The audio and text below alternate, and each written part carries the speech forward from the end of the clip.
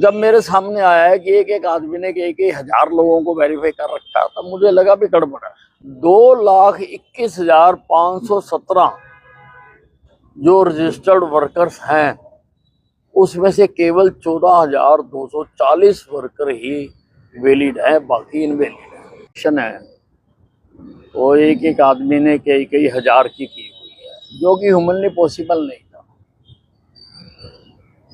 ये जो construction labourer हैं, उनको सरकार बहुत सारे लाभ देती है, जैसे बच्चों का पीएचडी तक का सारा खर्चा सरकार उठाती है, शादी होने पे पैसे देती है, बच्चा होने पे पैसे देती है,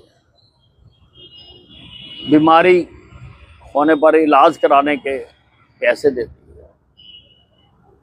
लेकिन वो आदमी रजिस्टर्ड होना चाहिए हमारे पास, और रजिस्टर्ड होने के लिए बाकायदा वेरिफिकेशन होती है। वेरिफिकेशन होने के बाद रजिस्टर किया जाता है। तो जब मेरे सामने आया है कि एक एक आदमी ने एक एक हजार लोगों को वेरीफाई कर रखा, तब मुझे लगा भी गड़बड़ है। पहले मैंने 3 जिलों की एक समरी इंस्पेक्शन करवाई, उसमें भी यही ट्रेंड सामने आया। फिर मैंने कहा कि सारे प्रदेश की करो, तो क्योंकि लेबर डिपार्टमेंट के पास कोई इतना स्टाफ नहीं था,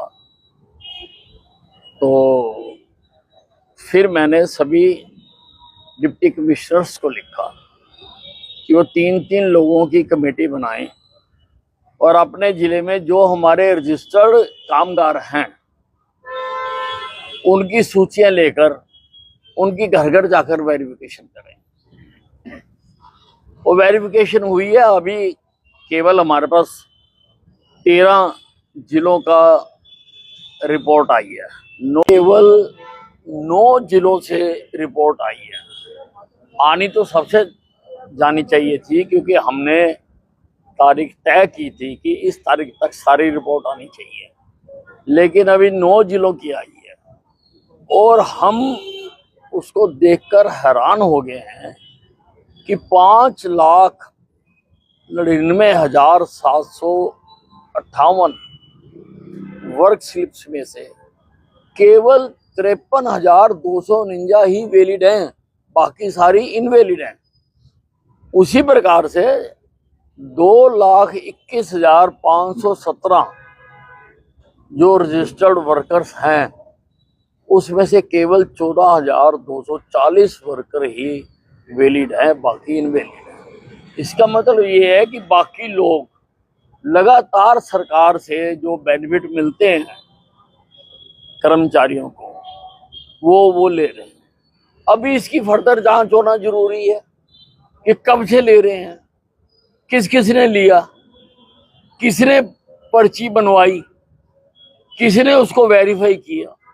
ये जो फर्दर जांच होगी, उसमें ये चीजें आएंगी और उसमें मामला ये और भी बड़ा हो सकता है।